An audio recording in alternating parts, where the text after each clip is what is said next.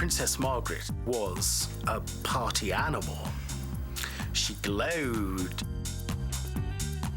By the time Margaret turns 20, she's got a rep as a major league partying princess. Nothing like her staid parents or her straight arrow sister. She drinks, she smokes. Dawn would be breaking in the rearview mirror before she got back home.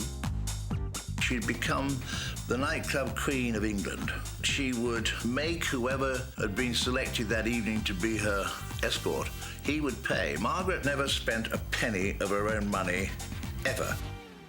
But why should a princess pay? She's beautiful, she's bewitching, and she's single. Unlike big sister Elizabeth, who's gone and married the very unhip Prince Philip. Margaret becomes a perfect lure for paparazzi. They swarm like honeybees around her and her suitors. She had enormous charisma. She had this indescribable thing known as star quality. She also still has her eye on Peter Townsend. Her pursuance of Townsend developed into what would be considered today almost sexual harassment. She would demand that he go riding with her. No matter that he was in the middle of doing something with his wife, she would deliberately run a horse alongside his so that her leg could touch his. In 1952, the inevitable happens. Peter Townsend divorces his wife. That same year, Margaret's father dies. His death delivers a terrible blow to Margaret. She'd loved him deeply.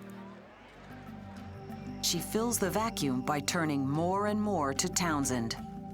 She went to her sister, the new queen, and said that she and Peter Townsend were very much in love and they'd like to marry. This is not just a sisterly chat. Royals like Margaret need the Queen's permission to wed. But Elizabeth is in no hurry to give it because, remember, royals shouldn't marry divorcees. Till now, the affair's been hush-hush. But then comes Elizabeth's coronation.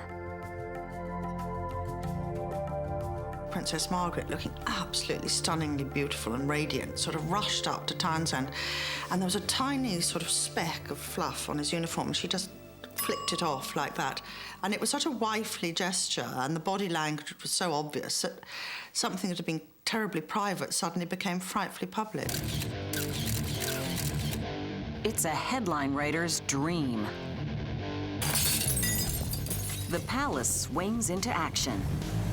While Margaret's on a tour of Rhodesia, Townsend is sent packing to a minor diplomatic post in Belgium.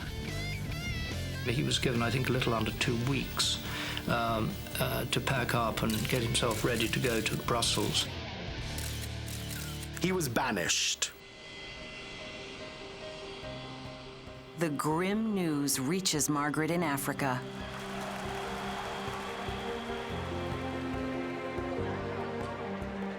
It was this tremendous scene where Princess Margaret refused to go on with any of her duties. She was really very, very upset, very angry about the fact that he'd been sent off without her prior knowledge. So does she give up?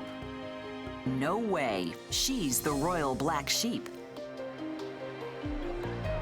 Princess Margaret, all her life, has wanted something that's a little bit racy and risque, and I think the group captain supplied that aspect which her more ordinary, well-bred friends could never achieve.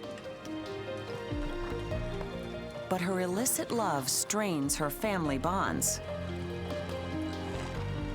Her big sister buries herself in queenly duties. And her mother, the Queen Mother, simply avoids the subject.